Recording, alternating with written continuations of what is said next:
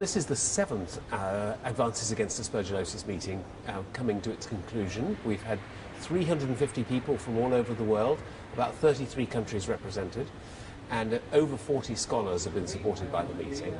We have a much better understanding of the basic immunology underlying invasive aspergillosis and chronic aspergillosis, although the underlying immunological mechanisms are pretty complex, and every meeting that we have, the complexity seems to increase rather than reduce. We've had the first display of a new antifungal agent, which will be an aerosolized inhaled medication, very active against Aspergillus, 100 times more active than voriconazole. So that's very exciting. And we've not got any licensed therapies for these airways diseases caused by Aspergillus. So this is really exciting and interesting. And two other antifungals have also been profiled here, one an IV and oral of a completely new class, which works against resistant pathogens, including resistant Aspergillus, and another once-a-week IV compound, which will also may be really helpful in prevention of infection, but also in the community for patients with long-term problems. The other point of great interest at this meeting was the formal UK launch of isavuconazole, a new IV and oral antifungal, which has been available in the US for about a year, but it's just been made available in the UK and in Europe.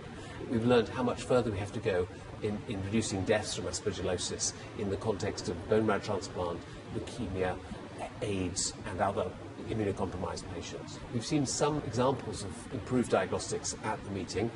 We now have a much better handle on Aspergillus antibody testing than we had previously, and we've also seen an analysis of how to do multiplex PCR for molecular detection of Aspergillus, which is really quite complex.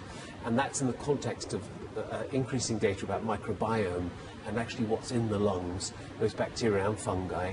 And there's a huge variety of Aspergillus in the lungs in patients. And this means that the complexity of diagnostics is probably needs to improve and needs to be much more widely applied than it is currently. But diagnosis is critical to improving outcomes.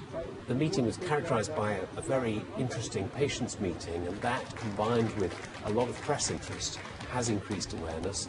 We've had several slots on BBC, put out several press releases which have been picked up by the media, and we expect that interest to continue. Patient and public awareness of this problem of aspergillosis is really critical to improving outcomes as well, so that patients and the public remember to ask their doctor whether this is a problem that might be affecting them. We intend to have a meeting again in 2 years' time, and we don't know where the next meeting will be, probably in Europe, but possibly further afield.